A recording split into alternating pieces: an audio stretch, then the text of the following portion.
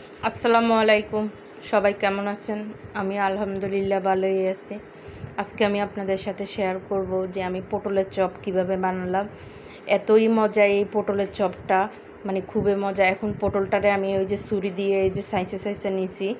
তারপরে আমি পটলটা ধুয়ে নিব। খালি উপরের ওই যে ছুরি দিয়ে মানে ওভাবে করে নিতে হবে, পুরা চামড়া ফালাইলে এই স্বাদটা লাগবে না। এবার আমি 2 টুকরা করে নিছি, তারপর ভিতরের বিচিটা ফালাইয়া দিছি। ফালাই দিয়া এবার এটাকে আমি ফুলের মতো এই যে চিকন চিকন করে নিব। পুরাটা নিব না, এই যে পিছনে কটুকখানি বাকি রাখবো, ফুলের মতো করব আর কি। এই যে আপনাদেরকে দেখিয়ে দিতেছি আমি যে আমি কিভাবে এটা আর কি করলাম, কাটলাম কটুক পর্যন্ত।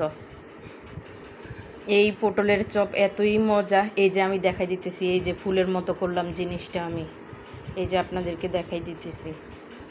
তারপরে আমি ওই যে বেসনটা গুলে নিব, এটাকে বেসনের মধ্যে চুবাইয়া ভাজবো যে। তো সবগুলি ওভাবে কিন্তু আমি কুটে নিছি সবগুলি পটল।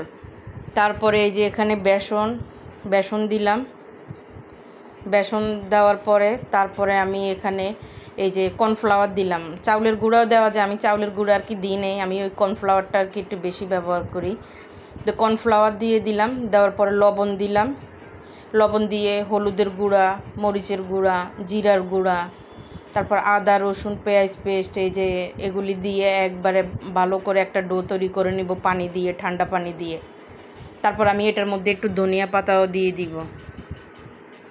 এই যে সব মশলা দিয়ে দিছি, দিয়ে এবার আমি মাখিয়ে নিব। এই যে একটু পানি দিয়ে দিছি, পানি দিয়ে এবার একটা ডো বানিয়ে নিব ঘন।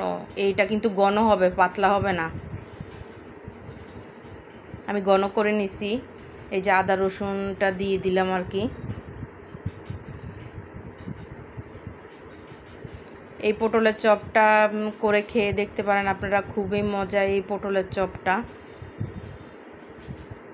তারপরে এই যে এখানে আমি ধনিয়া পাতা দিয়ে দিব।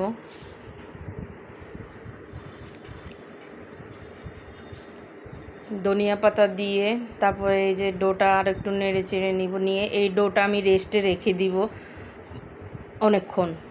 আর আমার এই বেসনটা কিন্তু ডিপ ফ্রিজেই থাকে। এবার আমি এই যে পটলের গায়ে লবণ কিন্তু আগে দেওয়া যাবে না, পানি ছেড়ে দিবে।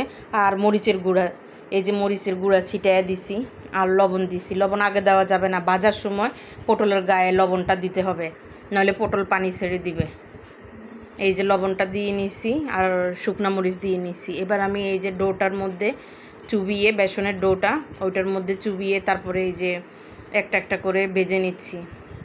তা আমার পটলের চপটা কেমন লাগলো কমেন্টের মাধ্যমে জানাবেন। আমার ফেসবুক পেজে লাইক কমেন্ট শেয়ার করবেন এবং আমার ইউটিউব চ্যানেলটা সাবস্ক্রাইব করবেন। আমার ইউটিউব চ্যানেলের নাম শাহানার রান্নাঘর। যারা সাবস্ক্রাইব করছেন তাদেরকে অসংখ্য ধন্যবাদ। এই যে আমি সবগুলি চুবিয়ে এই যে তারপরে এই যে ভেজে নিচ্ছি। 2-3 বারে করে বাচ্ছি আর কি। এটা আমি দুপুরে বাদ দিয়েও খাইছি, তারপরে বিকালে আমরা সস দিয়ে খাইছি। অনেক মজা এই করছে পটলের চপটা। তারপরে এই যে আমি উল্টিয়ে পাল্টিয়ে ভেজে নিচ্ছি।